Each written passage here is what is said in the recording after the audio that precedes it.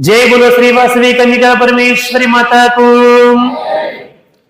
हरे राम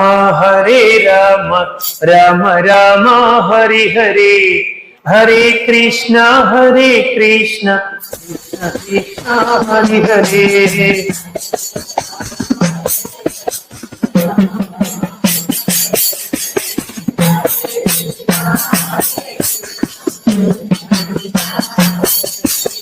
हरे राम राम राम हरे हरे, हरे कृष्ण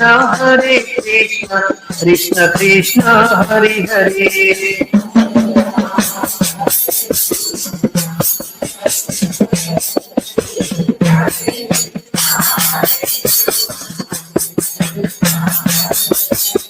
हरे राम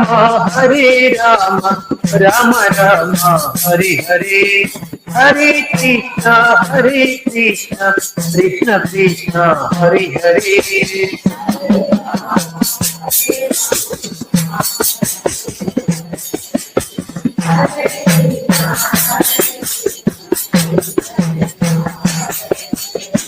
हरे राम राम राम हरे हरे, हरे कृष्ण कृष्ण कृष्ण हरे हरे।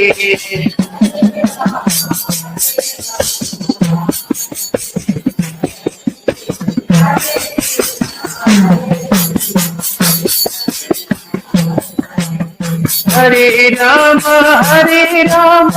राम राम हरे हरे।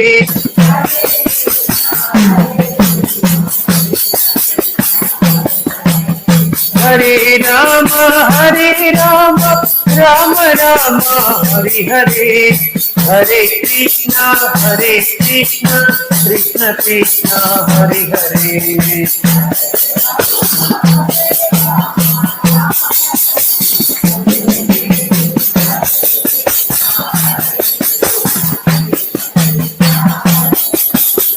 हरे राम राम राम हरे हरे, हरे कृष्ण कृष्ण कृष्ण हरे हरे।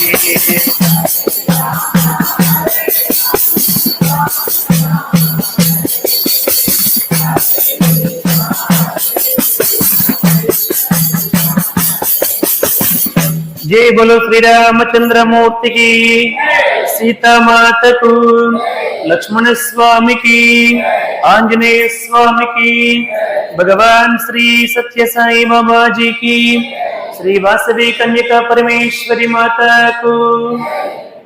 श्री रघुराम चारु तुलसी दलधाम, श्यम क्षमादि श्रृंगार गुणाभिराम, त्रिजगन्मुख शौर्य रमा ललाम, दुर्वारक बंध राक्षस विराम, जगज्जन कल्मसोर्नावोत्तारक राम, భద్రగిరిదాసరది కరుణాపయోనిధి అంటాడు గోపరాజు.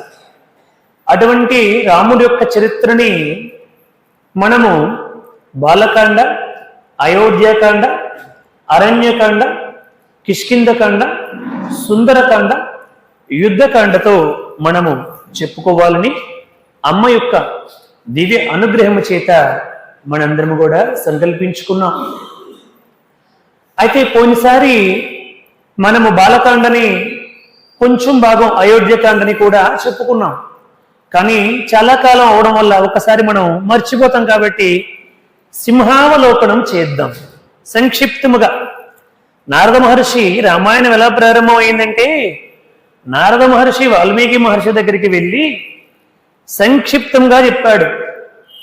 ఓం తపస్వాధ్యాయ నిరతం తపస్వి వాగ్విదాంవదం నారదం పరిపప్రచ్ఛ వాల్మీకిర్ముని పుంగవం కోన్వస్మిన్ సాంప్రదం లోకే గుణవాన్ కస్య వీర్యవాన్ ధర్మజ్ఞశ్చ కృతజ్ఞశ్చ సత్యవాక్యో దృఢవ్రతః చారిత్రేణ చ కోయుక్తః సర్వభూతేషు కోహితాః విద్వాంతః కస్సమర్ధశ్చ కశ్చైక ప్రియదర్శనః ఆత్మవాన్ కో జితక్రోధో జితిమాన్ కో నసూయకః కస్య బిభ్యతి దేవాశ్చ జాతరోసస్స సంయుగే అంటూ ప్రారంభించాడు వాల్మీకి మహర్షి బాలకాండని. అంటే ఆయన అడిగాడు, ప్రశ్న వేశాడు. 16 గుణాలు ఉన్నటువంటి గొప్ప ధర్మాత్ముడు, గొప్ప వీర్యవంతుడు, గొప్ప పరాక్రమవంతుడు, గొప్ప ధైర్యశాలి, గొప్ప బుద్ధిమంతుడు, గొప్ప దీశాలి, గొప్ప ప్రజ్ఞావంతుడు అయినటువంటి ఇటువంటి గుణాలు ఉన్నటువంటి వాళ్ళు ఎవరైనా ఉన్నారా అని చెబితే నారద మహర్షి సంక్షిప్త రామాయణం చెప్పాడు. సంక్షిప్తంగా రామాయణం మొత్తాన్ని ఒక్కసారి చెప్పారు. 100 శ్లోకాల్లో చెప్పారు. చెబితే అది ఇప్పుడు మనకి వాల్మీకి మహర్షి దానిని విశదీకరించుకుని 24,000 శ్లోకాల రామాయణం మనకు వచ్చింది. రామాయణము గాయత్రి మంత్ర స్వరూపము. రామాయణాన్ని వింటే, రామాయణాన్ని పారాయణ చేస్తే, రామాయణాన్ని చదివితే గాయత్రి మంత్రాన్ని పారాయణ చేసినటువంటి ఫలితం మనకు వస్తుంది అని చెప్పింది శాస్త్రం. అంటే ప్రతి 1000 శ్లోకాలకి ఒక బీజాక్షరంతో నిక్షిప్తము చేశాడు వాల్మీకి. మొట్టమొదట ఓం. ఓం భూర్భువస్సువః తత్సవితుర్వరేణ్యం భర్గో దేవస్య ధీమహి ధియో యో నః ప్రచోదయాత్. 24 బీజాక్షరాలే. అందుకే గాయత్రి మంత్రానికి మించినటువంటి మంత్రము లేదన్నారు పెద్దలు. మంత్రరాజ్యం గాయత్రి మంత్రం. సకలము, ఏ సమస్యనైనా, ఏ కష్టాన్నైనా, ఏ ఆపదనైనా, ఏ కోరికనైనా, ఏ అవసరాన్నైనా తీర్చగలిగినటువంటిది గాయత్రి మంత్రము.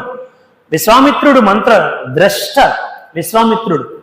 అటువంటి పవిత్రమైనటువంటిది గాయత్రి మంత్రాన్ని నిక్షిప్తము చేసి ప్రతి 1000 శ్లోకాలకు ఒక బీజాక్షరం వచ్చినట్టుగా చేసి 24,000 శ్లోకాలతో రామాయణాన్ని రచించాడు. ఏమని చెప్పాడంటే ఆయన, నాయన పూర్వము దశరథ మహారాజు అని చెప్పి ఒక మహారాజు ఉండేవాడు. ఆ మహారాజుకి 3 భార్యలు ఉన్నారు. కౌసల్య, సుమిత్ర, కైక. సంతానము లేక పుత్రకామేష్టి యాగము చేశాడు. ఆ పుత్రకామేష్టి యాగము ఋష్యశృంగ మహర్షిని శాంతని తీసుకుని వచ్చి వారిని ప్రజాన యజ్ఞ బ్రహ్మలుగా అక్కడ పెట్టి పుత్రకామేష్టి యాగము చేస్తే ఆ పుత్రకామేష్టి ఫలముగా ఆ యజ్ఞము నుంచి ఆ యజ్ఞ పురుషుడు ప్రత్యక్షమై ఒక పాయస పాత్రను తీసుకుని వచ్చాడు. ఆ పాయసాన్ని తన 3 భార్యలకి కౌసల్య, సుమిత్ర, కైకలకి ఇస్తే ఆ 3కి కూడా 4 కుమారులు జన్మించారు. రామ, లక్ష్మణ, భరత, శత్రుఘ్నులను చెప్పి ఆ 4 కూడా పుట్టిన నుంచి ఎంతో దేదీప్యమానముగా పెరుగుతూ వచ్చారు. గురువైనటువంటి వశిష్ఠ మహర్షి దగ్గరికి వెళ్లి విద్యాబుద్ధులు నేర్చుకున్నారు. తర్వాత యుక్త వయస్సు వచ్చిన తర్వాత తండ్రి దశరథ మహారాజు ఈ 4 కొడుకుల్ని కూడా పిలిపించి తన సోదరు, తన యొక్క మిత్రు సమానుడు మంత్రి అయినటువంటి సుమంత్రుడికి ఇచ్చి తీర్థయాత్రలు చేయించి మన బిడ్డలకు పంపిస్తే ఈ బిడ్డలందరూ కూడా తీర్థయాత్రలకు వెళ్లి మరలా వచ్చిన తర్వాత అదపూర్వం మాట్లాడినట్లు మాట్లాడకుండా ఉండిపోతూ ఉంటే, ఏకాంతంగా ఉండడానికే రాముడు ఇష్టపడుతూ ఉంటే ఏమి జరిగింది నా కొడుకు అని చెప్పి దశరథ మహారాజు ఎంతో కలత చెంది గురువైనటువంటి వశిష్ఠుల వారిని పిలిపించి నా కుమారుడు ఎవరితో మాట్లాడకుండా ఏకాంతంగా ఉండడానికి గల కారణం ఏమిటి అని చెబితే వశిష్ఠుడు వెళ్లి రాముడితో అనేక విషయాలు మాట్లాడితే అది యోగ వశిష్ఠం అని చెప్పి దాదాపు 32,000 శ్లోకాలతో ఒక పెద్ద మహా గ్రంథం అయ్యిందయ్యా.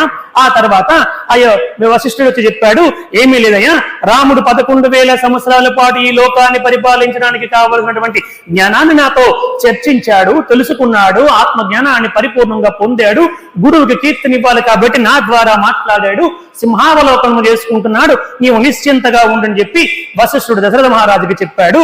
చెబితే దశరథుడు ఉండలేక నా కుమారుడిలా ఏకాంతముగా ఎవరితో మాట్లాడకుండా ఉంటే ఎలా అని చెప్పి కుమారుడికి వివాహము చేస్తే అప్పుడేమైనా దారిలోకి వస్తాడేమని చెప్పి వివాహము చెయ్యాలని సంకల్పించుకుని వెంటనే ఆ వివాహం గురించి ఆలోచనలు మొదలు పెడుతూ ఉంటే అదే సమయానికి వివాహము చేసేవాడైనటువంటి విశ్వామిత్ర మహర్షి అక్కడికి వచ్చాడు. విశ్వామిత్రుడు వచ్చి నేను ఒక యాగాన్ని చేస్తూ ఉన్నాను, ఆ యాగానికి మారీచు, సుబాహులు ఉన్నటువంటి వాళ్ళు ఇబ్బంది కలిగిస్తూ ఉన్నారు, కాబట్టి రామునుణ్ణి, లక్ష్మణుణ్ణి నాతోని యాగ సంరక్షణార్థం పంపించమని చెప్పి కోరుకుంటే రామ లక్ష్మణులిద్దరు కూడా విశ్వామిత్రుడి వెనకాతల తండ్రి ఆజ్ఞ మేరకు, గురువు ఆజ్ఞ మేరకు వెళ్లి ఆ యాగాన్ని పరిపూర్తి చేసుకుని ఆ మారీచుడిని 100 యోజనముల సముద్రం అవతల పడేలాగా చేసి సుబాహుని సంహరించేసి అతనితో ఉన్నటువంటి రాక్షస గణాన్ని మొత్తాన్ని కూడా సంహరించేసి ఆ తదుపరి ఆ వచ్చినటువంటి వాళ్ళందరూ కూడా సంహరించేసి ఆ యాగాన్ని పరిపూర్తి చేశాడయ్యా.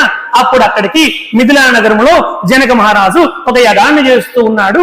ఆ జనకుడి దగ్గర శివధనస్సు ఉంది అని చెప్పి తెలుసుకుని విశ్వామిత్రుడు రామచంద్ర ఆ మిథిలా నగరంలో జనకుడు చేసినటువంటి యాగాన్ని చూడడానికి వెళ్దామని చెప్పి రాముడిని తీసుకుని వెళితే రామచంద్రమూర్తి వెంట లక్ష్మణుడు కూడా వెళ్లి ఆ మిథిలా నగరంలో జనకుడు చేసినటువంటి యాగాన్ని మొత్తం కూడా చూసిన తర్వాత అక్కడ ఉన్నటువంటి శివధనస్సుని అవలీలగా రామచంద్రమూర్తి ఒక ఏనుగు చెరుకు గడని ఎంత తేలికగా ఎత్తుతాదో అంత తేలిగా శివధనస్సును ఎక్కువ పెట్టేశాడు. అంతవరకు దేవతలు, గంధర్వులు, కింగరులు, కింపురుషులు, యక్షులు ఎవరు కూడా ఎత్తలేకపోయారయ్యా. అటువంటి దానిని రామచంద్రమూర్తి అవలీలగా ఎక్కువ పెట్టాడు. అప్పుడు సీతమ్మని వివాహం చేసుకోమని జనకుడు ప్రార్థిస్తే వాయువేగముతో దూతలు వెళ్లి దశరథ మహారాజును తోడ్కొని వస్తే అందరి సమక్షంలో వివాహం జరిగింది. ఆ యొక్క రాముడికి సీతమ్మతో ఊర్మిలికి వచ్చేసి లక్ష్మణుడితో మాండవ్య శృతకీర్తులకి భరతుడికి శత్రుఘ్నులకి ఇచ్చి వివాహం చేశారు. వివాహం చేసిన తర్వాత ఆనందముగా అందరూ కలిసి అయోధ్యకు బయలుదేరి వస్తూ ఉంటే మార్గ మధ్యములో పరశురాముడు ప్రత్యక్షమయ్యి రామచంద్ర శివధనస్సును ఎక్కుపెట్టేవంట కదా, నీలో నిజమైనటువంటి అంత శక్తి ఉంటే ఈ విష్ణు ధనస్సును కూడా ఎక్కుపెట్టు లేదా నాతో యుద్ధం చేయని చెప్పి పరశురాముడు వస్తే రాముడు అవలీలగా ఆ విష్ణు ధనస్సును కూడా ఎక్కుపెట్టి అతను ఉన్నటువంటి సకల కళల్ని కూడా తనలోనికి తీసేసుకున్నాడు. అప్పుడు అతను వెళ్లిపోయాడు. తర్వాత రాముడు అయోధ్యకు వచ్చి ఆనందముగా 12 సంవత్సరాల పాటు రాజ్యాన్ని పరిపాలన చేస్తూ ఉంటే అటువంటి పరిస్థితులలో ఒకానొకప్పుడు నా కుమారుడికి ఇంత గొప్ప కీర్తి వచ్చింది, ఇంత గొప్పవాడు కాబట్టి ఇంకా నా కుమారుడికి ఈ యొక్క రాజ్యపాలన అప్పచెప్తే బాగుంటుంది, యువరాజుగా పట్టాభిషిక్తుడిని చేయాలని సంకల్పించుకున్నాడు దశరథ మహారాజు.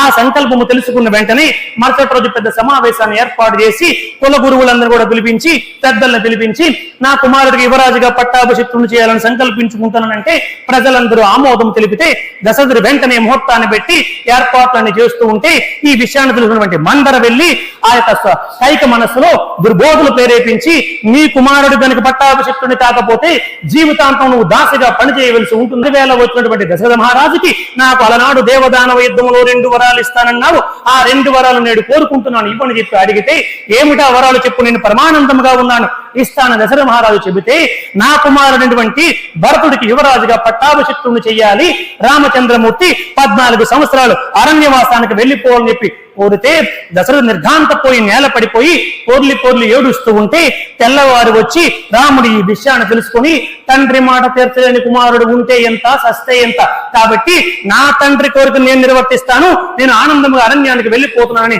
రాముడు అరణ్యవాసానికి బయలుదేరి వెళ్తే వెంటనే లక్ష్మణ స్వామి కూడా రాముడు వెనకాతలు అనుసరిస్తే పతి ఎక్కడ ఉంటే సతి అక్కడ ఉండడమే ధర్మం అని చెప్పి రాముడు మనస్సు గెలుచుకుని సీతమ్మ రాముడు వెనకాతలు బయలుదేరి వెళితే ఇద్దరు కలిసి అనేక ప్రాంతాలు తిరిగి భరద్వాజ ఆశ్రమానికి వెళ్లి శృంగవేరిపురంలో గుహుని దర్శించి అక్కడి నుంచి గంగా నదిని దాటి అనేక ప్రాంతాలు తిరిగి అనేక మంది ఋషులతో సత్సంగాలు చేసి 10 సంవత్సరాల పాటు కాలం గడుపుతూ ఉంటే ఒకానొకప్పుడు అక్కడ చూసినటువంటి శూర్పణఖ వచ్చి ప్రేరేపితుడై రామచంద్రమూర్తి నన్ను పెళ్లి చేసుకొని చెప్పి కోరితే రాముడి ద్వారా ప్రేరేపించినటువంటి లక్ష్మణుడు ఆ శూర్పణఖకి ముక్కు చెవులు 2 కూడా కోసేస్తే ఆ శూర్పణఖ వెళ్లి 14,000 మంది కరదోషనాథులు కూడా ప్రేరేపిస్తే వాయువేగముతో 14,000 మంది కరదోషనాథులు వచ్చి రాముడి మీద పడితే 1 గంట 12 నిమిషాల్లో రామచంద్రమూర్తి 14,000 మంది కరదోషనాథుల్ని సంహరిస్తే శూర్పణఖ ద్వారా ప్రేరేపితులైనటువంటి రావణాసుడికి ఈ విషయం తెలుసుకుని రావణాసుడు వచ్చి మారీచుడి సహాయాన్ని తీసుకుని సీతమ్మను అపహరిద్దామని చెప్పి మాయాలేడు రూపాన్ని ధరించమని చెబితే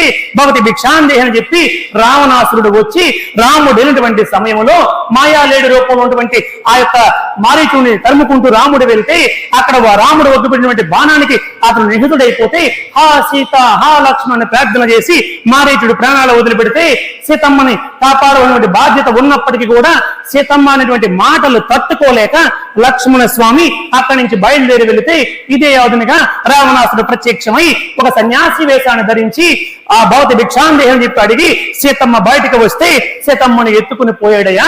తర్వాత జటాయువు వచ్చి మధ్యలో యుద్ధము చేసింది. కానీ జటాయువు దగ్గర రావణాసుడు శక్తి ముందు జటాయువు శక్తి సరిపోక ప్రాణాలు కోల్పోడు జటాయువు. రాముడు వచ్చి ఈ విషయాన్ని తెలుసుకుని జటాయువు చెబితే అక్కడి నుంచి బయలుదేరి అనేక ప్రాంతాలకు వెళ్లి ఆ ఋష్యశృంగ పర్వతం పైన ఉన్నటువంటి ఆ యొక్క సుగ్రీవుడితో స్నేహము చేసి వారిని సంహరించి ఆ హనుమంతుడి యొక్క సహాయము చేత 100 యోజనముల సముద్రాన్ని దాటగలిగేవాడు హనుమని తెలుసుకొని అతనికి తన అంగుళీకాన్ని ఇచ్చి సీతమ్మ నీకు ఖచ్చితంగా కనిపిస్తుంది, సీతమ్మకి అంగుళీకాయ అని చెప్పి రామచంద్రమూర్తి చెబితే 100 యోజనముల సముద్రాన్ని అవతలకి దాటి లంకలో ప్రవేశించి విభీషణుడి ద్వారా సీతమ్మ నిక్షేపంలాగా ఉందని చెప్పి విషయాన్ని తెలుసుకుని స్వామి హనుమ వచ్చినటువంటి పని అయిపోయింది, ఇంకా సీతమ్మ ఉంది కదా, నా ప్రతాపం ఏమిటో వీళ్ళకి తెలియాలని చెప్పి లంకా పట్టణాన్ని మొత్తాన్ని కూడా సర్వనాశనము చేస్తూ ఉంటే ఆ మేఘనాథుడు ఆ ఇంద్రజిత్తు వచ్చి బ్రహ్మాస్త్రముతో ఆంజనేయ స్వామిని బంధిస్తే ఆంజనేయుడు బ్రహ్మాస్త్రానికి బంధించబడకపోయినప్పటికీ బంధించబడినట్టుగా నటించి రావణాసుడు దగ్గరికి వెళ్ళి, ఒరే రావణ, నీవు చేస్తుంది చాలా తప్పు, సీతమ్మ సాక్షాత్తు జగన్మాత, అటువంటి జగన్మాతను బంధించావు, నువ్వు మహాపాపివి, నా రాముడు గనక వస్తే నువ్వు ప్రాణాలు కోల్పోతావు, కాబట్టి సీతమ్మని వదిలేని చెప్పి బుద్ధి చెబితే, ఏ వానరుడు వచ్చి నాకు బుద్ధి చెబుతున్న వాడి తోకకు నిప్పు పెట్టండి అని చెప్పి రావణాసుడు ఆజ్ఞాపన చేస్తే ఆ వానరుడికి నిప్పు పెడితే ఏ తోకకు నిప్పు పెట్టారో ఆ తోకతోని లంకా పట్టణాన్ని మొత్తాన్ని కూడా ఆంజనేయ స్వామి తగలబెట్టేసి వాయువేగముతో మరల యువతలకు వచ్చి మరల అందరిని కూడా తీసుకుని నలుడు నీలుడు ద్వారా 100 యోజనముల సముద్రాన్ని అన్ని కూడా ఏర్పాటు చేసి వారదంతా కూడా కట్టేసి అవతలకు వెళ్లి రామచంద్రమూర్తి తన దివ్యమైనటువంటి పరాక్రమ చేత కోట్లాది మంది రాక్షసులందరినీ కూడా సంహరించి తర్వాత రావణాసురుణ్ణి, ఆ ఇంద్రజిత్తుని, ఆ మేఘనాథుడిని, కుంభకర్ణుణ్ణి అనేక మంది రాక్షసులందరూ కూడా సంహరించి సీతమ్మని మరలా తీసుకుని వచ్చి పుష్పక విమానంలో అయోధ్యకు వచ్చి పట్టాభిషిక్తుడయ్యాడయ్యా, ఇది రాముడి యొక్క చరిత్ర అని చెప్పి చెప్పాడండి.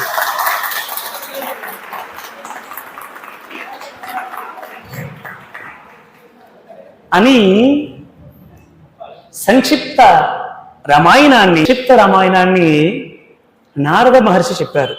ఇదంతా ఇప్పుడు నేను మీకు చెప్పిందంతా 100 శ్లోకాల్లో సంక్షిప్తంగా చెప్పారు. మీరు కూడా అనుకోవచ్చు, అయితే అయిపోయినట్లే కదా రామాయణం, ఇంకా సప్తాహం అవసరం లేదు, ఈ రోజుతో అయిపోయినట్లే అనుకోవచ్చు.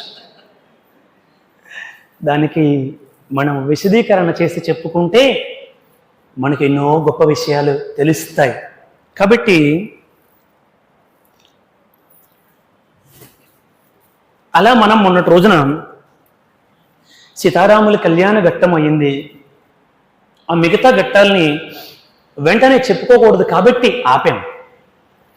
సీతారాముల కళ్యాణం అయిన తర్వాత 12 సంవత్సరాల పాటు వాళ్ళు ఆనందంగా జీవితాన్ని గడిపారు. ఈ మాట ఎక్కడ చెప్తుందంటే సుందరకాండలో చెప్తుంది అమ్మ. ఆంజనేయ స్వామి చూసిన తర్వాత అమ్మ చెప్తుంది, నాయనా నేను 12 సంవత్సరాలు ఆనందంగా జీవితాన్ని గడిపాను నా రాముడితో, కానీ ప్రస్తుతం నా జీవితం ఇలా అయ్యింది అని అమ్మ కన్నీరు మున్నీరుగా విలిపిస్తుంది స్వామి హనుమని చూసిన తర్వాత. అయితే ఇక్కడికి వచ్చేసరికి మనము ఒకసారి వెనక్కి వెళ్తే కళ్యాణం అయిన తర్వాత 12 సంవత్సరాలు ఆనందంగా జీవించిన తర్వాత మేనమామంటే యుధాజిత్తుతో భరతుడు శత్రుఘ్నుడు కేకై రాజ్యానికి వెళ్ళారు. ఇక్కడ ఎవరున్నారు? రాముడు లక్ష్మణుడు ఉన్నారు, సీత ఊర్మిళ ఉన్నారు, మిగతా వాళ్ళిద్దరు కూడా అక్కడ ఉన్నారు. అటువంటి స్థితిలో దశరథ మహారాజు పట్టాభిషిక్తుని చేయాలనుకుంటాడు. ఒకరోజు రాత్రికి రాత్రి అనేక మంది అనేక విధాలుగా చెప్పారు కారణాలు. సాయిబాబా గారు ఏం చెప్పారంటే, మంచినీళ్లు గ్లాసులో వేసుకోవాలనుకుని ఇచ్చి ఉనికిపోయింది దశరథ మహారాజుకి.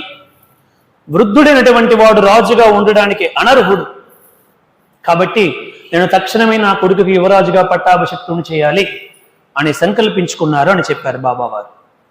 ఇంకా అనేక మంది అనేక విధాలుగా చెప్పారు. సరే, మొత్తానికి ఉదయం లేచి సమావేశాన్ని ఏర్పాటు చేశాడు. అందరినీ పిలిచాడు, గురువుల్ని, పెద్దల్ని, కుల గురువు అయినటువంటి వశిష్ఠుణ్ణి అందరినీ పిలిచారు.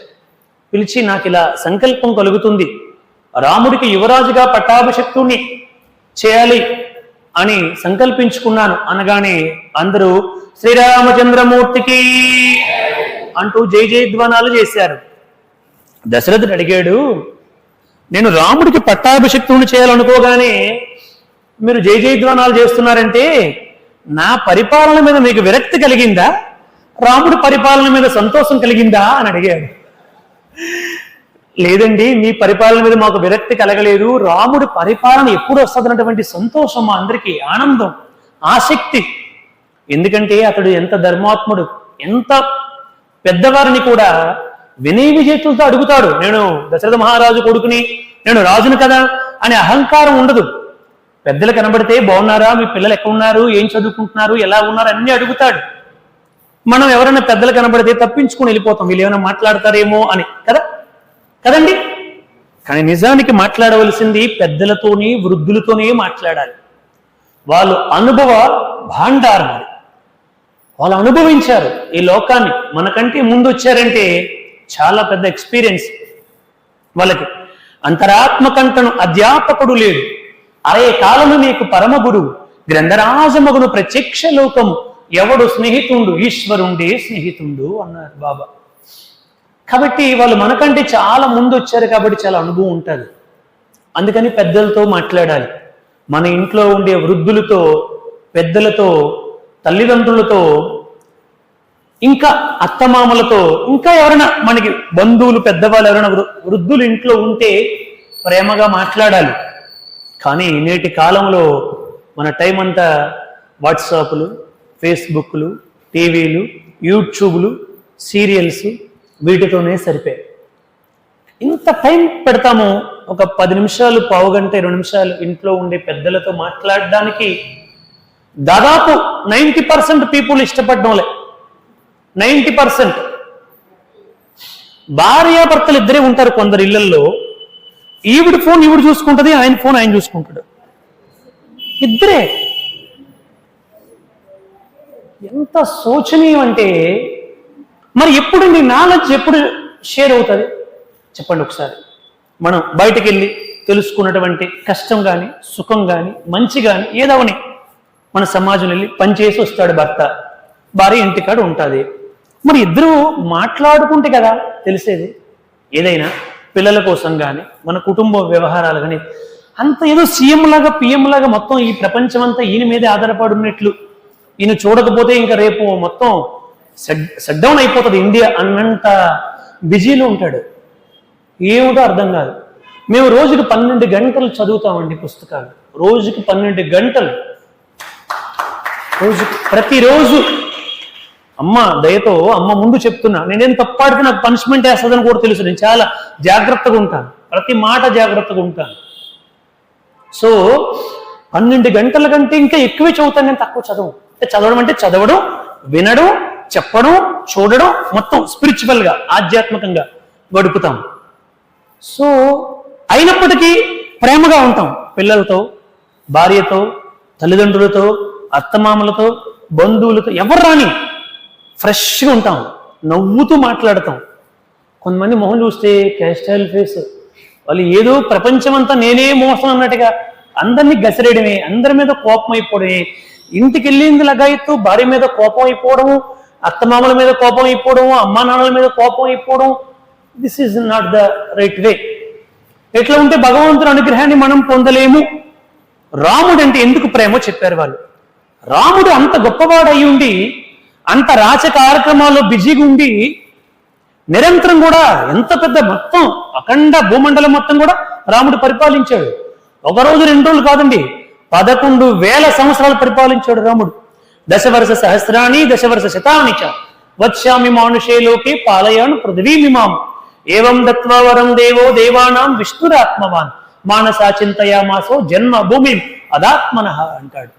చివరికి శత్రువులు పొగిడారండి రాముణ్ణి. శత్రువు మారీచుడు అంటాడు, మీరు ఎదురు చూస్తారు, రామో విగ్రహవాన్ ధర్మ సాధు సత్య పరాక్రమ రాజా సర్వస్య లోకస్య దేవానామివ వాసవ. నాయన రావణాసుర, రాముడు అంటే ఎవరు అనుకుంటున్నావు? సాక్షాత్తు ధర్మస్వరూపుడు, వేదస్వరూపుడు. ఆయన జోలికి నువ్వు వెళ్ళొద్దు, మన వంశం మొత్తం కూడా నాశనం అయిపోతుంది అని చెప్తే వినలే. వాడి మూలంగా వంశం మొత్తం కూడా నాశనం అయిపోయింది. కానీ రాముడు మాత్రం అందరినీ ప్రేమించాడు. చివరికి రావణాసురుడిని చంపితే ఇప్పుడు రాజు ఎవరయ్యారు? విభీషణుడు అయ్యాడు. విభీషణుడు వీడు మూర్ఖుడు, నేను వీడికి దహన సంస్కారాలు చేయనన్నాడు. చెప్పారు, రాముడు చెప్పాడు రామాయణంలో, తప్పు, వాడు చాలా గొప్పవాడు, ఎంతో తపస్సు చేశాడు, ఎన్నో దాన ధర్మాలు చేశాడు, ఎన్నో కార్యక్రమాలు చేశాడు. కామము అన్న ఒక్క శత్రువుకి వాడు బానిసయ్యాడు తప్ప వాడిలో చాలా గొప్ప గుణాలు ఉన్నాయి. తరువాత చనిపోయిన తర్వాత శత్రుత్వం ఉండకూడదు అన్నాడు రాముడు. ఒకవేళ ఏమైనా మన మనసులో మనస్పర్ధలున్నా ఇంకా చనిపోయిన తర్వాత ఆ వ్యక్తి గురించి ఎప్పుడు తప్పుగా మాట్లాడకూడదు. ఇది మన జీవితానికి అన్వయించుకుంటారని చెప్తున్నా. ఎవరు ఉంటారు మనకి కూడా వాళ్ళు చచ్చిపోయి 20 సంవత్సరాలైనా మనం ఇప్పుడు కూడా పలానప్పుడు వాడు నాకు అలా చేసాడండి అంటూనే ఉంటాం మనం. ఇంకా చనిపోయిన తర్వాత శత్రుత్వం ఉండకూడదు అని చెప్పాడు రాముడు. అట్లా చెప్పగానే అందరూ అంగీకరించారు. దశరథుడు ఎంతో సంతోషపడ్డాడు. ఏ కొడుకు గురించైనా సమాజం గొప్పగా చెప్తే ఆ తల్లిదండ్రులు సంతోషపడితేనే అది నిజమైనటువంటి సంతోషము. ఆ కొడుకుకి అది ఎంతో ఉపయోగం. కానీ సమాజం అంతా పొగిడి తల్లిదండ్రులు వాడి గురించి మీకేం తెలుసులేండి, మాకు తెలుసు వాడి గురించి అని గనుక అనుకుంటే లోకమంతా కూడా కీర్తించిన లోకేశ్వరుడితో సమానమైనటువంటి తల్లిదండ్రులు కీర్తించినప్పుడు వాడి జన్మ వ్యర్థం అని చెప్పారు బాబాగారు. కాబట్టి మనం ఎల్లప్పుడూ నువ్వు ఏదైనా సేవ అంటూ చేయవలసి ఉంటే, ఏదైనా గౌరవాన్ని కానీ గుర్తింపుని కానీ కీర్తిని కానీ సంతోషాన్ని కానీ ఆనందం కానీ పొందవలసి ఉంటే, పొందాలను నువ్వు అనుకుంటే నీ ఇంట్లో ఉన్నటువంటి నీ తల్లిదండ్రులకు, అత్తమామలకు, వృద్ధులకు, పెద్దలకు సేవ చేస్తే ఈ లోకంలో ఉన్నటువంటి అన్ని దేవుళ్ళకి సేవ చేసినట్లే అని చెప్పారు. ఇంతకంటే గొప్ప స్టేట్మెంట్ ఇంకొకటి ఉండదు. అందుకని రాముడు తండ్రి సంతోషపడ్డాడు. ఆహా, నా కొడుకుని అందరు కూడా చాలా గొప్పగా చెప్తున్నారు. సో ఇదే అవకాశంగా రాముని పిల్లండి, ఇప్పుడే పిల్లని నేను చూస్తాను రాముడిని సుమంత్రుని పంపించాడు. చాలా పెద్ద అంతఃపురాలు, పెద్దవాళ్ళు కదా, చాలా విశాలమైన భవంతి. వెళ్ళి తీసుకుని వచ్చాడు. మీ తండ్రి రమ్మన్నారంటే వెంటనే వచ్చాడు. రాముడు ఉన్నాడంటే పక్కన లక్ష్మణుడు ఉంటాడండి. నేను ఎప్పుడైనా చెప్పడం మర్చిపోయినా మీరు ఫిక్స్ అయిపోండి. రాముడు ఉంటే లక్ష్మణుడు ఉంటాడు, భరతుడు ఉంటే శత్రుఘ్నుడు ఉంటాడు. ఫిక్స్డ్ మాట ఈ రెండు. సో వచ్చాడు. తండ్రి పిలిచారంట అని గురువు గారికి అందరికీ నమస్కారం చేసి పిలిచారంటే, నాయనా నిన్ను యువరాజుగా పట్టాభిషిక్తుడిని చేయాలని సంకల్పించుకున్నాను. అందుకే గురువులు, పెద్దలు, పుర ప్రజలు, పుర ప్రముఖులు అందరి సమక్షంలో నీకు ఈ విషయాన్ని చెప్పాలని పిలిచాను అంటే, రాముడు అన్న మొట్టమొదటి మాట ఏమిటంటే, గురువులు, పెద్దలు, తండ్రి అందరూ ఎలా చెప్తే అలాగే, కానీ నా తమ్ముడు భరతుడు ఇక్కడ లేడు కదా, అతడు కూడా ఉండాలి కదా, శత్రుఘ్నుడు కూడా ఉండాలి కదా, వాళ్ళ సమక్షంలో మాట్లాడితే నాకు చాలా సంతోషంగా ఉంటుంది అన్నాడు రాముడు. అంగీకరిస్తూ చెప్పాడు. ఇది అన్నదమ్ముల మధ్య ఉండేటువంటి సఖ్యత. కానీ ఈరోజు అన్నదమ్ములు సెంట్ భూమి కోసం సుప్రీంకోర్టుకి వెళ్తారండి. సెంట్ భూమికి వెనకటికి లా అంతా అర్థమైంది కానీ భూమి అయితే రాలే. అటువంటి అన్నదమ్ములు తల్లిదండ్రుల్ని పంచుకుంటారు. మే నా దగ్గర, జూన్ నీ దగ్గర, జూలై అక్క దగ్గర, ఆగస్ట్ చెల్లి దగ్గర ఇలా పంచుకుంటారు. చాలా పాపం. అంతకంటే పాపం ఇంకోటి లేదు. వాళ్ళు అనుకోవచ్చు, ఒరే నీ దగ్గర ఉన్నాను కదా, కొద్ది రోజులు తమ్ముడి దగ్గరికి వెళ్తాను, కొద్ది రోజులు అక్క దగ్గరికి వెళ్తాను, కొద్ది రోజులు చెల్లి దగ్గరికి వెళ్తానని వాళ్ళంటే పాపం లేదు. నువ్వే క్యాలెండర్ డేట్ చూసి డిసైడ్ చేసి 25 నుంచి ఫాలోఅప్ అనయ్య అమ్మాలు వచ్చేస్తామంటున్నారు, నేను ఉండమంటున్నా వచ్చేస్తామంటున్నారు, మరి టికెట్ ఎప్పుడు చేయమంటావు అని అడిగితే దిస్ ఈజ్ చాలా పాపం. ఇదంతా మళ్ళీ మనం దీనికి చాలా జన్మలు ఎత్తాలి, చాలా ఇబ్బంది పడాలి. ఇవన్నీ మనం రామాయణం ద్వారా తెలుసుకోవాలి. కేవలం రామ కథ ఒక్కటే తెలుసుకుంటే ఇందాకలే అయిపోయింది రామ కథ కదా, పట్టాభిషేకం అయిపోతే రాముడి కథ అయిపోయి కాదు. దాంట్లో ఉన్న నిగూఢమైనటువంటి విషయాలు తెలుసుకోవడం కోసమే కమిటీ వాళ్ళు ఈ కార్యక్రమాన్ని పెట్టించారు. అందులో 10% మనకు ఉపయోగపడిన పర్పస్ సర్వ్ అయినట్లే, 10% చాలు. సో రాముడు అట్లా చెప్పాడు. నాయనా అతడు కేకేయ రాజ్యములో ఉన్నాడు, రావడానికి చాలా సమయం పడుతుంది. గురువులు, పెద్దలు అందరూ నిర్ణయించారు, మేము అన్ని ఆలోచించే ఈ నిర్ణయం తీసుకున్నాం. కాబట్టి వశిష్ఠులు నీ దగ్గరికి అన్ని విషయాలు చెబుతారు, ఆయన నీకు కలుస్తారు, నువ్వు వెళ్ళు అని పంపించాడు. సరే అని నమస్కారం చేసి రాముడు వెళ్ళిపోయాడు. వశిష్ఠుడికి చెప్పాడు, దశరథుడు చూసావా వాడికి తన సోదరుడంటే ఎంత ప్రేమ చూసావా గురువర్య, కాబట్టి వాడికి నువ్వు బోధించు. ఇప్పుడు తక్షణమే వాడికి కార్యక్రమం జరగాలి. ఆయన వచ్చినంత వరకు, భరతుడు శత్రుఘ్నుడు వచ్చినంత వరకు ఉండాల్సిన అవసరం లేదు. తక్షణమే ఈ పట్టాభిషేకం జరిగిపోవాలి. అని ప్రేరేపించాడు దశరథుడు. సరే అని చెప్పి ముహూర్తాన్ని పెట్టాడు. ఆ ముహూర్తం ప్రకారముగా పట్టాభిషిక్తుడు కావాలి. సుమంత్రుడికి, మంత్రులకి, సామంతులకి అందరికీ చెప్పాడు దశరథుడు. చూడండి, ఇది రాముడు పట్టాభిషేకం అంటే, రాముడు యువరాజు పట్టాభిషేకం అంటే ఇది మీ ఇంట్లో పనిగా భావించి మీరందరూ వచ్చి కార్యకర్తలు ఏదైనా కార్యక్రమం చేసినప్పుడు అలా చెప్పాలని మనకి ఇక్కడ తెలుసుకోవాలన్నమాట.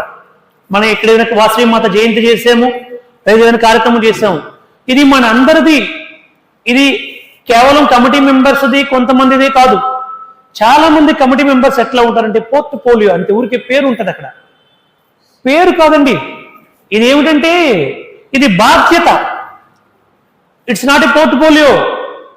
ఇది అధికారము కాదు, ఇదేమిటి రెస్పాన్సిబిలిటీ, బాధ్యత. ఒకవేళ ఫిజికల్ గా కొంతమందికి వీలు పడకపోవచ్చు, ఉద్యోగరీత్యా, వ్యాపారరీత్యా, మెంటల్ గా అయినా నీకు తప్పని ఉండాలి, నీ ప్రెజెన్స్ ఉండాలి, మెంటల్ ప్రెజెన్స్ ఉండాలి. ఇట్లా ఈ విధముగా ఎల్లప్పుడూ కూడా తప్పన పడాలి. అందుకని దశరథుడు చెప్పాడు, చూడండి పుర ప్రజలారా, రాముడికి యువరాజుగా పట్టాభిషేకం చేయమని వశిష్ఠుడు ముహూర్తం పెట్టాడు. ఇది మీ అందరిది, మీరందరూ బాధ్యత పడి ఈ కార్యక్రమాన్ని పూర్తి చేయండి అని చెప్పి అందరికీ చేతులు మూర్చి ప్రార్థించాడు. అప్పుడు అందరూ కూడా సంతోషపడ్డారు. పరమానందముతో అందరూ కూడా ఏర్పాట్లు చేశారు. చేశాక ఈ ఏర్పాట్లు చూసినటువంటి మందర అసలు ఏమిటి ఏర్పాట్లు ఎందుకు జరుగుతున్నాయని అనుమానం వచ్చి కిందకి దిగుతూ ఉంటే కౌసల్య యొక్క దాసి పట్టుబట్టలు, బంగారపు ఆభరణాలు పట్టుకొని వెళ్తుంది. ఆ పట్టుబట్టలు, బంగారపు ఆభరణాలు చూసినటువంటి మందర అడిగింది, నీకు ఈ పట్టుబట్టలు, బంగారపు ఆభరణాలు ఎందుకు ఇచ్చారు, ఎవరు ఇచ్చారు, ఏమిటని అడిగింది. నీకు తెలీదా, మా అమ్మగారు కొడుకుకి, వాళ్ళకి మళ్ళీ ఉంటాయి కదా, మా అమ్మగారు, మా నాన్నగారు అని, మా అయ్యగారు అని, మా అమ్మగారు కొడుకుకి పట్టాభిషేకం రేపు. అందుకోసమని మా అమ్మగారు మమ్మల్ని పిలిచి మాకు బట్టలు పెట్టారు, ఇదిగో ఈ బంగారపు ఆభరణాలు పెట్టారు, రేపు ఇవన్నీ ధరించి రమ్మన్నారు అని చెప్పి వాళ్ళు ఆనందంతో పోయారు. ఈవిడికి స్టార్ట్ అయింది, ఏమిటి వాళ్ళ అమ్మగారు కొడుకుకి పట్టాభిషేకమా అని చెప్పి లోపలికి వెళ్ళింది. ఇంకా మందరికి విపరీతమైనటువంటి దుర్బోధలు చేసింది. మీకు పోయినసారి దాదాపు కొంతవరకు చెప్పాను కాబట్టి సూక్ష్మంగా చెప్తున్నాను. దుర్బోధలు చేసింది. ఒసే పిచ్చి కైక, ఎవరిని ఒసే అనాలి? చూడండి, ఒక దాసి యజమానురాలని ఒసే అంటుంది. ఇక్కడ ఒసే పిచ్చి కైక, నీ పిచ్చిదానివై ఇక్కడ కూర్చున్నావు, అక్కడ నీ జీవితం మొత్తం సర్వనాశనం అయిపోయింది అన్నాడు. ఏమయ్యిందే, ఏమిటి, ఎందుకు అలా ఉంటున్నావు అని అడిగింది కైక. ఇంకా తెలీదా, రాముడికి యువరాజుగా పట్టాభిషిక్తుడు చేస్తున్నారు రేపటి రోజు, నీకు ఇంకా తెలియలేదు, చూడు ఇదంతా ఒక పథకం ప్రకారంగా చేస్తున్నారు, ఇంకా నీ జీవితం సర్వనాశనం అని చెప్పింది. ఆవిడ ఎంతో ఆనందంతో తన మెడలో ఉండే ఒక కంఠహారాన్ని తీసి, ఎంత గొప్ప శుభవార్త చెప్పావు, రాముడికి పట్టాభిషేకం అయితే నాకు కావాల్సిందేముంది అని కంఠ ఆభరణాన్ని ఇచ్చింది. ఆవిడ కోపం వచ్చి నేలకేసి కొట్టింది. ఎవరు? మందర. కైకిచ్చినటువంటి హారాన్ని, నువ్వు పిచ్చిదానివై నాకు బహుమతులు ఇస్తున్నావు, నీ జీవితం కోసం నేను ఆలోచిస్తున్నాను, నీ జీవితం సర్వనాశనం అయిపోయింది. నా జీవితం సర్వనాశనం అవ్వడం ఏంటి నాకు అర్థం కావట్లేదంటే చెప్పింది. చూడు, ఇదంతా ఒక పథకమే. నీ కొడుకైనటువంటి భరతుడు లేని సమయము చూసి ఎక్కడో కేకేయి రాజ్యములో ఉండేటప్పుడు నీకు రాముడు చెప్పాడా రేపు పట్టాభిషేకం ఉందని అని అడిగింది. చెప్పలేదు. మరి నా కొడుకుతో సమానం రాముడు అంటున్నావు కదా, చెప్పాడా? చెప్పలేదు. మరి లక్ష్మణుడు చెప్పాడా? చెప్పలేదు. సరే, నీ భర్త ఇద్దరు భార్యలను పెళ్లి చేసుకున్న తర్వాత సంతానం కలగకపోతే వృద్ధాప్యములు నిన్ను ఒప్పించి నీ గడుపును పుట్టిన వాడికే పట్టాభిషిక్తుడు చేస్తానని మాట ఇచ్చి నిన్ను పెళ్లి చేసుకున్నాడు దశరథుడు. మరి నీకు చెప్పాడా అని అడిగింది. చెప్పలేదు. ఇప్పుడు నీకు అర్థమవుతుందా, ఇదంతా పథకం ప్రకారంగా చేస్తున్నారు అని చెప్పారు. అట్లా నెమ్మదిగా మందర కైకని తన వశము చేసుకుంది. ఎంత వశము చేసుకుందంటే చివరికి ఇప్పుడు నన్ను ఏం చేయమంటావో నువ్వే చెప్పు అన్న కాడకి తీసుకొచ్చింది. అప్పుడు మందర చెప్పింది, చూడు, ఒకానొకప్పుడు దేవదానవ యుద్ధములో నీవు వెళ్ళి దశరథుడికి సహాయము చేసినందుకు గాను దశరథుడు సంతృప్తి చెంది నీకు 2 వరాలు ఇస్తానన్నాడు. ఆ 2 వరాలు ఇప్పుడు కోరుకో. అప్పుడు మాటే వరం అండి. ఒక మాట ఇచ్చానంటే మాట అంటే మాటే అంతే. కాబట్టి నీకు 2 వరాలు ఇచ్చాడు ఆ రోజు. వెళ్ళి కోరుకో అని చెప్పన్నది. ఏమి కోరుకోమంటావు అని అడిగింది. నీ గర్భములో పుట్టినటువంటి భరతుడికి పట్టాభిషిక్తుడిని చేయమని కోరు. తర్వాత రాముణ్ణి 14 సంవత్సరాలు అరణ్యానికి వెళ్ళిపోమని కోరుకో అన్నాడు. నా కొడుకుకు పట్టాభిషేకం సరే, ఆయన ఎందుకు అరణ్యానికి వెళ్ళాలని అడిగింది కైక. రాముడు గనుక ఇక్కడే ఉంటే నీ కొడుకు ఆ సింహాసనంలో కూర్చోలేడు, అందుకని రాముడు వెళ్ళిపోతేనే ఈయన పరిపాలన చేయగలుగుతాడు. దానితో పాటు రాముడికి చాలా మంచి పేరు ఉంది, అందుకని ప్రజలు తిరుగుబాటు చేస్తారు, అప్పుడు రాముడు కూడా తిరుగుబాటు చేయొచ్చు. తత్కారణంగా ఈ 2 వరాలు కోరుకో. వెళ్ళు, నువ్వు ఎలా కోరుకుంటావు నీ భర్తని, సామ దాన భేద దండోపాయాలను కూడా ఉపయోగించు అని చెప్పి లేనిపోయినవని కూడా నూరిపోసింది. అందుకని ఎప్పుడో త్రేతాయుగములో జరిగినటువంటి ఘట్టం ఈ రోజుకి ఎప్పటికీ ఇక్కడ ఇంతమంది స్త్రీలు ఉన్నారు. ఎవరైనా కైక అన్న పేరు ఎవరైనా పెట్టుకున్నారండి? మందర అన్న పేరు ఎవరైనా పెట్టుకున్నారా? శూర్పణఖ అన్న పేరు ఎవరైనా పెట్టుకున్నారా? పెట్టుకోరు. కారణం ఏమిటి? రామాయణం మొత్తానికి వీళ్ళ ముగ్గురే కారు. శూర్పణఖ కామానికి ప్రతీక,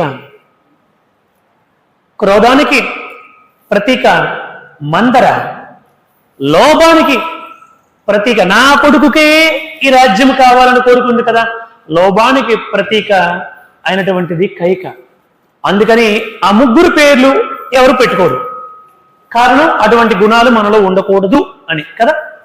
కాబట్టి ఇలా లేనిపోయినమని చెప్పేసరికి వెంటనే కోపగృహం అని ఒక గృహంలోనికి వెళ్ళింది. వాళ్ళు మహారాజులు, వాళ్ళకి ఆనందం వస్తే ఒక గృహం, సంతోషం వస్తే ఒక గృహం, భోంచేస్తే ఒక గృహం, ఇలా రకరకాల గృహాలు ఉంటాయి వాళ్ళకి. అందుకోసమని కోపగృహం అని ఒక గృహం ఉంది. ఆ గృహంలోనికి వెళ్ళింది. ఇక బట్టలన్నీ కూడా పిచ్చి పిచ్చిగా తయారు చేసుకుని, తల అంతా కూడా చెరిపేసుకుని, ఇంకా చాలా చింద్రవంద్రగా కింద నేలపై పొర్లుతూ ఏడుస్తూ కనిపించింది. దశరథుడు ఉదయం నుంచి అసలు విశ్రాంతి లేకుండా అవిశ్రాంతంగా అందరికీ అన్ని ఏర్పాట్లలో ఉన్నాడు.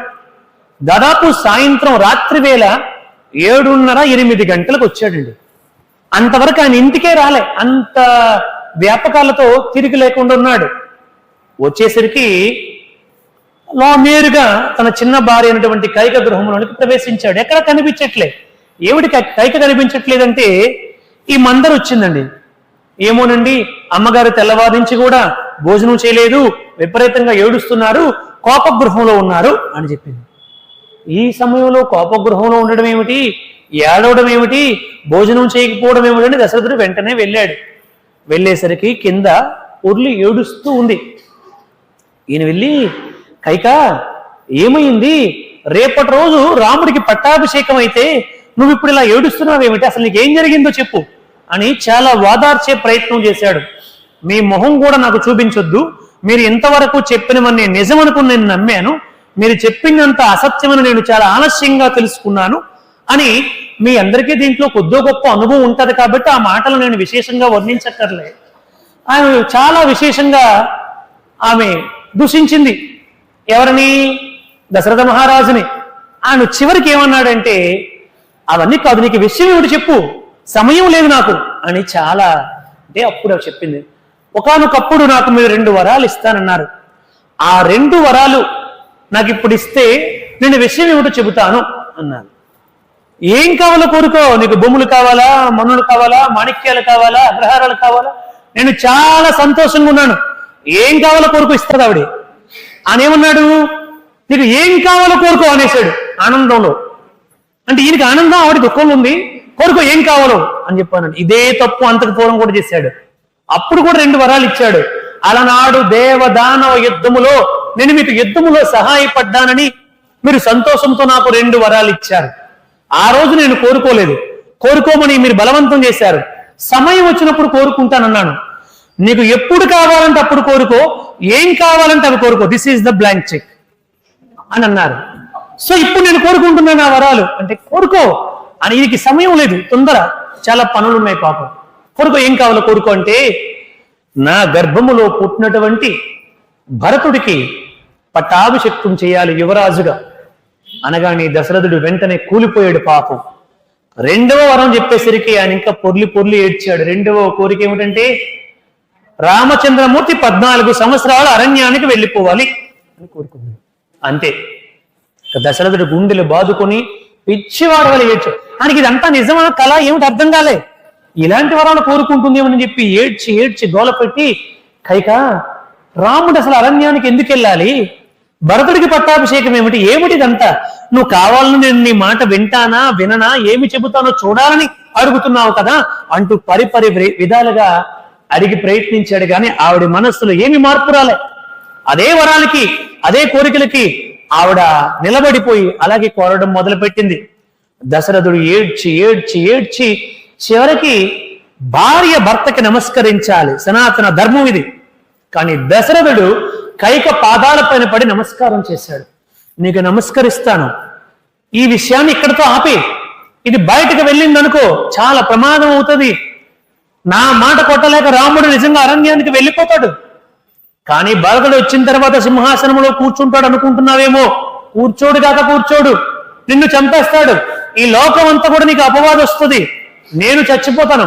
రాముడు ఎప్పుడైతే ఈ గడప దాటి బయటకు అడుగు పెట్టాడో నేను చచ్చిపోతాను, నీకు వైధవ్యం ప్రాప్తిస్తుంది అని అనేక విధాలుగా చెప్పాడు. తెల్లవారులండి రాత్రి 8 గంటల నుంచి తెల్లవారు 5 గంటల వరకు మాట్లాడాడు పాపం దశరథుడు. ఎంతో ప్రయత్నించాడు, ఎన్నోసార్లు ఆవిడ పాదాల పైన పడి నమస్కారం చేశాడు. ఆయన ఆవిడ వినలే. అనేక విధాలుగా ఎన్నో ఉదాహరణలతో చెప్పాడు, ఆవిడ వినలే. తెల్లవారుసరికి పాపం రాముడికి తెలియదు కదా ఇదంతా. అలంకారం చేసుకుంటున్నాడు, అందరూ కూర్చొని గోల్డ్ రంగు పెట్టేవాళ్ళు, కిరీటాలు పెట్టేవాళ్ళు, ఆభరణాలు పెట్టేవాళ్ళు, అలంకరిస్తున్నాడు. యువరాజుగా పట్టాభిషిక్తుడు కావాలి. 8:30-9 గంటలకి 5 గంటలకి వశిష్ఠుడు వచ్చాడు. ఇప్పుడు దశరథుడు ఇంకా రాలేదేమిటని చెప్పి సుమంత్రుడికి పిలిచాడు. సుమంత్ర, వశిష్ఠుడిని తక్షణం ఇక్కడికి తోడుకొనిరా అన్నాడు. సుమంత్రుడు మంత్రి స్నేహితుడు, ఏ గృహంలోనికైనా వెళ్ళగలిగే స్వేచ్ఛ ఉన్నటువంటి వాడు మాట సుమంత్రుడు. ఇద్దరికి ఒకేసారి వివాహం జరిగిందండి, సుమంత్రుడికి దశరథుడికి. సరే అది వేరే ఘట్టము. సో వెళ్తాడు. వెళ్ళేసరికి బయట ఉండి వాళ్ళు ఏకాంత గది కదని బయట ఉండి అమ్మా వశిష్ఠుడు తక్షణమే దశరథ మహారాజుని తోడ్కొని రమ్మన్నారు, కార్యక్రమానికి సమయం అవుతుందని అని చెప్పాడు. ఆవిడేం చెప్పిందంటే దశరథ మహారాజు రామచంద్రమూర్తిని తక్షణమే ఇక్కడికి తోడ్కొని రమ్మన్నారు అని చెప్పింది. సుమంత్రుడు చాలా తెలివైన వాడు. ఆవిడ మాటల్లో మర్మము తెలియనంత పిచ్చివాడు కాదు సుమంత్రుడు. ఆవిడ గొంతు బట్టి ఏదో జరిగింది అని ఆయనకు అర్థమైపోయి, ఆవిడ వాక్కు బట్టే. కానీ చేసేది లేక మంత్రి కదా, చెప్పింది చేయాలి కదా. రాముడి దగ్గరికి వెళ్ళాడు, అలంకరించుకుంటున్నాడు రాముడు పాపం. సీతమ్మ అలంకరించుకుంటుంది. అక్కడికి వెళ్ళి మిమ్మల్ని తక్షణమే తండ్రి రమ్మన్నారనగానే వెంటనే పాపం రాముడు వచ్చాడు. వచ్చేసరికి లోపలికి వెళ్ళాడు. రాముడు వచ్చాడంటే లక్ష్మణుడు వచ్చాడు, గుర్తుపెట్టుకోండి. లక్ష్మణుడు బయట ఉన్నాడు, రాముడు లోపలికి వెళ్ళాడు. దశరథుడు కింద పడి పొర్లు ఏడుస్తున్నటువంటి తండ్రిని చూసి రాముడికి ఒక్కసారి భయాందోళనకు గురయ్యి ఫస్ట్ ఆయన అన్నమాట ఏంటంటే, తండ్రి భరతుడు శత్రుఘ్నుడు క్షేమంగా ఉన్నారు కదా, వాళ్ళకి ఏమి ఆపద కలగలేదు కదా అన్నాడండి. ఇది ఒక అన్నదమ్ముల మధ్య ఉన్నటువంటి సఖ్యత అని చెప్పారు బాబావారు. ఒకసారి గట్టిగా కరతాళ ధ్వని చేయండి. భరతుడు శత్రుఘ్నుడు క్షేమముగా ఉన్నారు కదా, వాళ్ళకి ఏమి ఆపద సంభవించలేదు కదా అన్నాడు. అంటే ఎవరికి ఏమైనా ఆపద జరిగిందా, ఏమి జరిగింది తండ్రి అని అడిగితే అని చెప్పలేక, ముఖం కూడా చూడలేక కిందకి తల పెట్టుకుని పొర్లి పొర్లి ఏడుస్తూ రాఘవ రాఘవ రామచంద్ర రామచంద్ర ఈ 2 మాటలు తప్ప ఇంకొక మాట రావట్లేదు. ఏడుస్తున్నాడు. రాముడికి ఏదో అనుమానం వచ్చింది. కైక ఏమి మాట్లాడకుండా చూస్తూ ఉంది. అమ్మా, నా తండ్రి ఇలా ఏడవడానికి గల కారణం ఏమిటి? నేనేమైనా తప్పు చేశానా? నేనేమైనా తప్పుగా ప్రవర్తించానా? నా కారణంగా ఎవరికైనా ఏదైనా బాధ కలిగిందా? చెప్పమ్మా అని అడిగాడు. అయితే ఆవిడ చెప్పింది, నాయనా ఏమీ లేదు, చాలా సింపుల్ గా చెప్పింది ఆవిడ. ఒకానొకప్పుడు నీ తండ్రి దేవదానవ యుద్ధంలో నేను సహాయం చేశాను, తత్కారణంగా నాకు 2 వరాలు ఇచ్చాడు. ఆ 2 వరాలు ఇప్పుడు నేను కోరుకున్నాను, ఆ 2 వరాలు నీకు చెప్పలేక ఆయన ఏడుస్తున్నాడు అంతే అన్నది. అయ్యయ్యో, దానికే తండ్రి ఇంతలా విలిపిస్తున్నాడా? చెప్పమ్మా, తండ్రి కోరికలు తీర్చలేనటువంటి కొడుకు ఉంటే ఎంత, లేకపోతే ఎంతమ్మా? నేను తీరుస్తాను ఆ వరాలు ఏమిటో చెప్పమ్మా అని రాముడు అడిగాడు అమాయకంగా, పాపం తెలియక. అప్పుడు ఆ తల్లి చెప్పింది, ఏమీ లేదు నాయన, నా గర్భములో పుట్టినటువంటి భరతుడికి ఈ పట్టాభిషేకం యువరాజుగా ఆయన్ని చేయమన్నాను. నిన్ను 14 సంవత్సరాలు అరణ్యానికి వెళ్ళిపోమని చెప్పాను, అంతే అన్నది ఆవిడ. Very simple. అప్పుడు ఆయన అన్నాడు, అమ్మా, నా తమ్ముడు భరతుడికి పట్టాభిషిక్తుని చేయడానికి నేను చేస్తే ఎంత సంతోషపడతానో, నా తమ్ముడిని పట్టాభిషిక్తుని చేయడానికి నేను అంతే సంతోషపడతాను, ఆనందంగా అంగీకరిస్తున్నాను. కానీ నేను అరణ్యానికి ఎందుకు వెళ్ళాలి 14 సంవత్సరాలు? నేను చేసిన తప్పు ఏమిటో చెప్తే నేను వెళ్ళిపోతాను అన్నాడు రాముడు, అంతే. ఆ మాట విని దశరథుడు ఇంకా కొట్టుకొని పిచ్చివాడిలాగా తల పీక్కొని గుండెలు బాదుకొని ఇంకా విలపించాడు. రాముడు మాత్రం అవన్నీ ఇప్పుడు వద్దు నాయనా, నువ్వు ఇక్కడ ఉన్నంత వరకు నీ తండ్రి ఇలాగ ఏడుస్తూనే ఉంటాడు.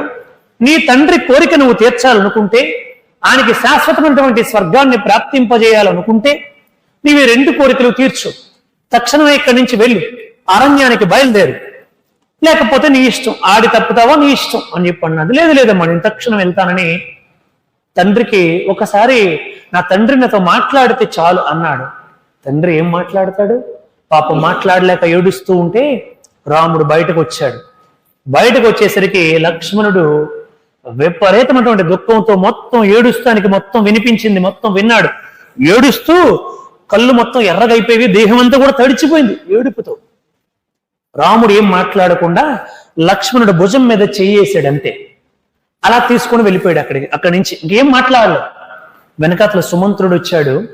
నేరుగా అక్కడి నుంచి కౌసల్య గృహానికి వెళ్ళారు, తల్లి దగ్గరికి వెళ్ళారు. పాపం ఆవిడ పిచ్చి తల్లి, తన కొడుకుకి ఏమిటి దానాలు చేయించాలా, ఏమిటి కార్యక్రమాలు చేయించాలా, ఇప్పుడు అందరి దృష్టి తగులుతుంది, నా కొడుకు యువరాజుగా పట్టాభిషిక్తుడినైతే వాడికి ఎట్లా దిష్టి తీయాలా, ఏం చేయాలా, ఆ ఏర్పాట్లో ఉంది ఆవిడ. రాముడు అక్కడికి వెళ్ళాడు. వెళ్ళి తల్లిని ప్రేమగా దగ్గరికి తీసుకున్నాడు. ఆ రాముడు రామాయణం చదివితే అసలు ఏడుపు వస్తుందండి. ఎంత బాగా వాళ్ళందరినీ దుఃఖం లేకుండా చేశాడంటే రాముడు తల్లిని ప్రేమగా దగ్గరికి తీసుకున్నాడు, పక్కన కూర్చోబెట్టుకున్నాడు, భుజం మీద చేయి వేశాడు. అమ్మా, తండ్రి ఏదైనా కోరిక కోరితే ఆ కోరిక కొడుకు తీర్చాలి కదమ్మా అని అడిగాడు. అవునైనా తీర్చాలి, మరి తండ్రి ఎటువంటి కోరిక కోరినా కొడుకు తీర్చాలి కదమ్మా. రామచంద్ర, నీ మాటల్లో అర్థం ఏమిటో నాకు అర్థం కావటం లేదు, నా మనస్సు ఎందుకో భయాందోళనలకు గురవుతుంది.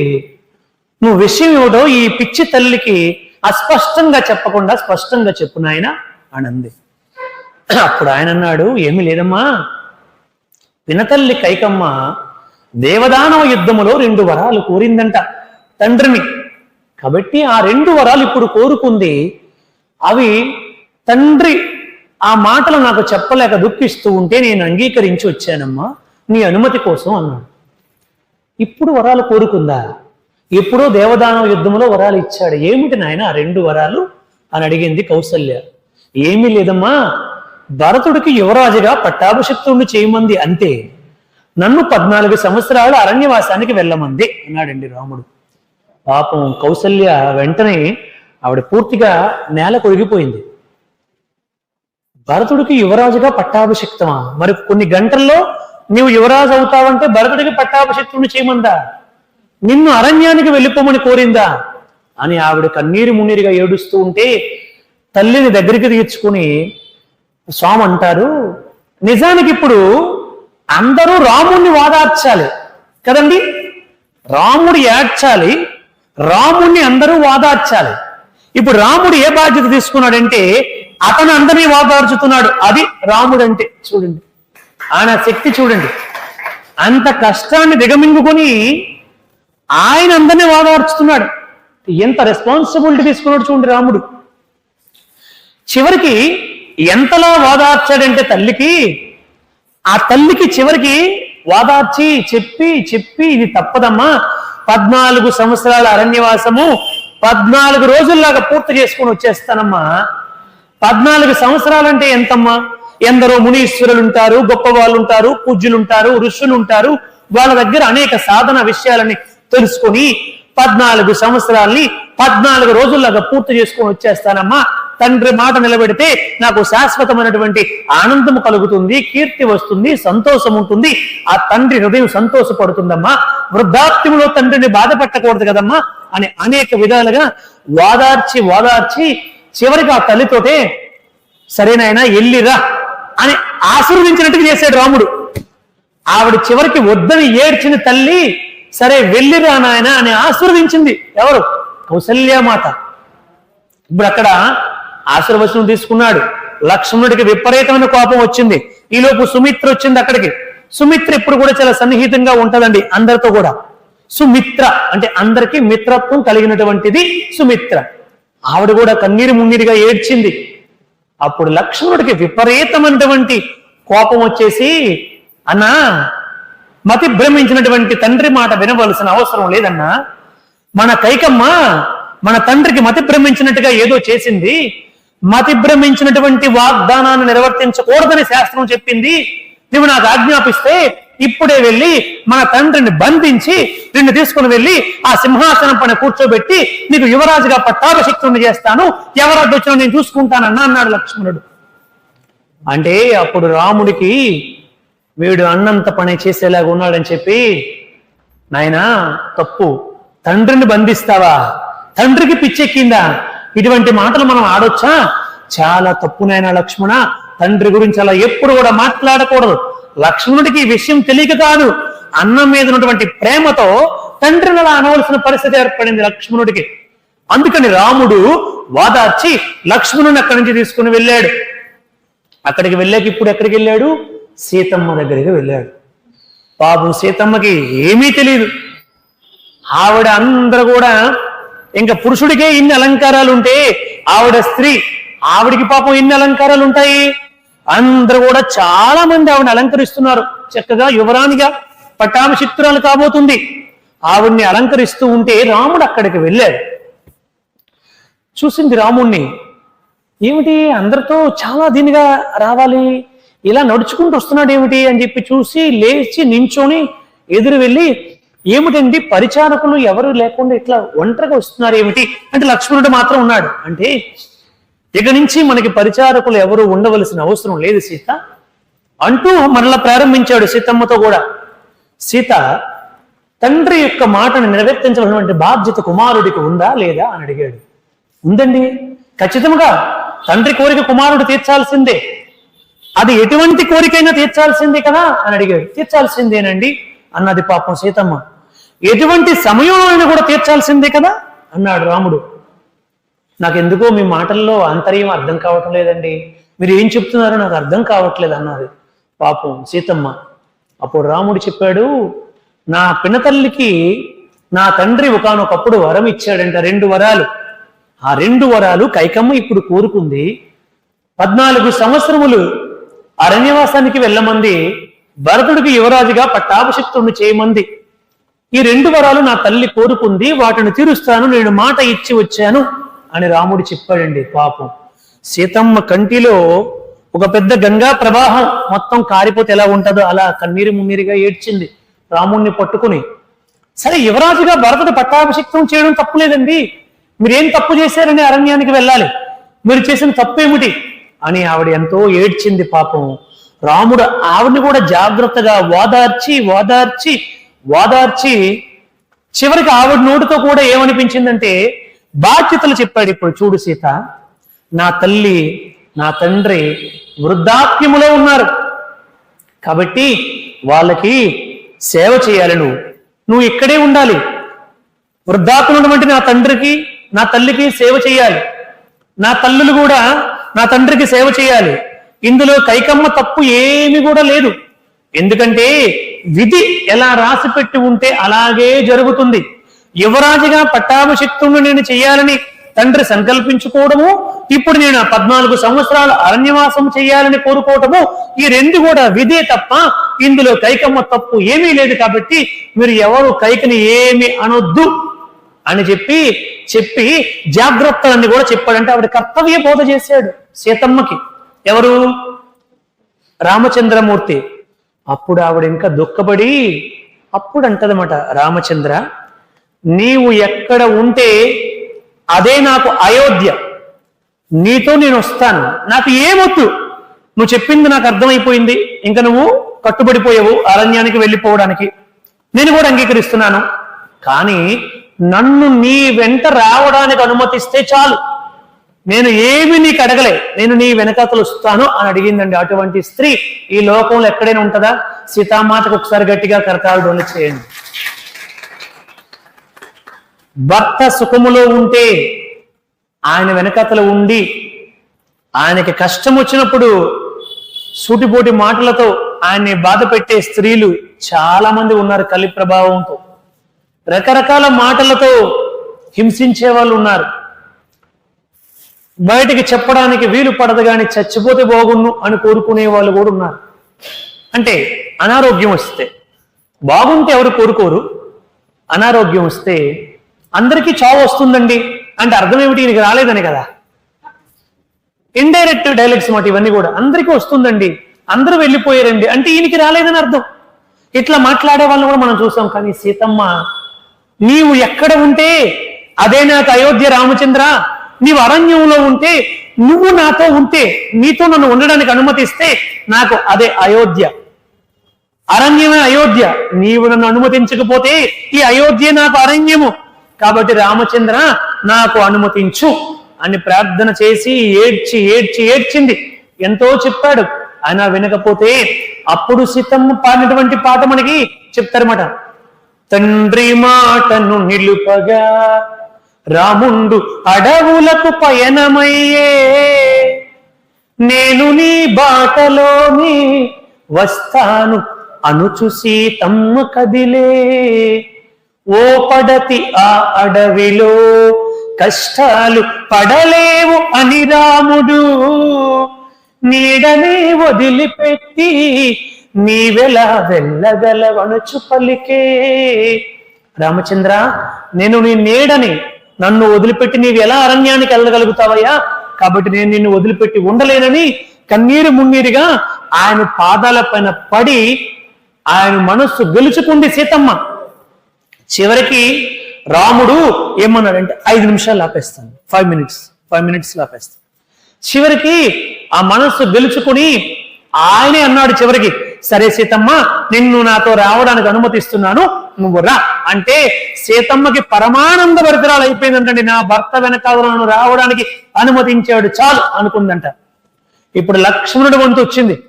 ఇంకా లక్ష్మణుడు కూడా, అన్నా నీవు లేని ఈ అయోధ్య నాకెందుకన్నా, పుట్టినప్పటి నుంచి మన ఇద్దరం కూడా కలిసే పుట్టాము, నీవు లేకపోతే ఉయ్యాట్లో నేను ఏడిస్తే ఈ పక్కన పరుండు పెట్టారని వశిష్ఠుడు చెప్పాడన్నా.